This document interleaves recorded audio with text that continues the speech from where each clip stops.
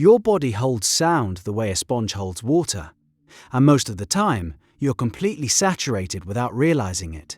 Every conversation that drained you, every room that felt heavy the moment you walked in, every morning you woke up tired despite 8 hours of sleep, that weight has a texture, a frequency, and sound might be the only thing precise enough to reach it.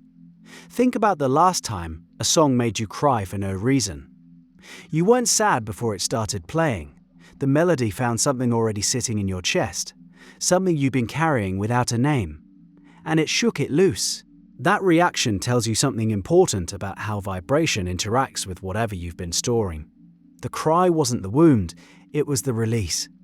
Ancient cultures understood this on an intuitive level that modern wellness is only now circling back to. Tibetan singing bowls date back thousands of years. Aboriginal Australians used the didgeridoo in healing ceremonies for roughly 40,000 years. The Greeks built healing temples called Asclepions, where specific tones were played to treat illness. These civilizations had no way to share notes with each other. Separated by oceans and millennia, they all arrived at the same conclusion. Certain sounds change what's happening inside the human body. So what's actually going on when a singing bowl rings next to your sternum and you feel something shift? Sound is pressure. Literal, physical pressure waves moving through air, hitting your skin, passing through tissue and fluid and bone. Your body is roughly 60% water, which makes it an excellent conductor. When a tuning fork vibrates at a specific frequency, the water molecules in your cells respond. They organize. This is observable under a microscope. A field called cymatics has been demonstrating it since the 1800s. Pour sand on a metal plate, run a bow along the edge, and geometric patterns appear instantly. Change the frequency, the pattern changes. Every tone carries a different architecture. Now scale that up to the entire human body. Your tissues, your organs, your bones. Each one has a natural resonant frequency, the same way a wine glass has a pitch that makes it sing when you run a wet finger along the rim. When you're healthy and rested and emotionally clear, those frequencies hum along in relative harmony. But stress compresses things. Grief compresses things. Unprocessed experiences sit in the body like sediment at the bottom of a riverbed. The current still flows, but it's sluggish, murky. That murkiness is what many practitioners call energetic density. The term sounds abstract until you felt it. You know the sensation already. A tightness behind your ribs that has nothing to do with your lungs. A heaviness in your limbs on days when nothing physically demanding happened. A fog that sits between you and the world like dirty glass. Sound healing works on this density the way a tuning fork works on a frozen lock. Vibration at the right frequency meets resistance and begins to dissolve it. A practitioner might place a bowl on your body and strike it. The vibration travels through your tissues, and within minutes, something starts to soften. People report heat in specific areas, involuntary twitching, sudden emotional surges that seem to come from nowhere. The body remembers what the mind filed away. There's a reason this often triggers emotional release. The density in your field frequently maps onto experiences you never fully processed. A car accident from 12 years ago that you got over, but your shoulders never unclenched from. A relationship that ended quietly, without a fight, so there was never a moment dramatic enough to grieve. The energy of those incomplete cycles gets compacted, layered, year after year, like geological strata, and then a crystal ball hits a frequency that matches the exact compression pattern in your hip flexor, and suddenly you're sobbing on a yoga mat, and you have no idea why. That confusion is actually a good sign. It means the release is happening below the level of narrative. Your body is letting go of something it held long before your conscious mind decided to get involved. Different instruments reach different layers. Tuning forks tend to work on precise, localized points. Think of them as surgical tools for energetic knots. Singing bowls cast a wider net, flooding an area with sustained vibration. Gongs are the heavy artillery. A gong bath doesn't target a specific blockage. It washes through everything at once, shaking loose whatever isn't anchored by genuine health. The sound is so immersive that your thinking mind essentially gives up trying to track it. That surrender is where the deep work begins. Voice is the instrument most people overlook.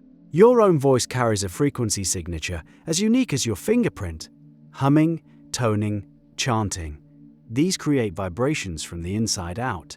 When you hum, your vocal cords vibrate, and that vibration resonates through your skull, your sinuses, your chest cavity.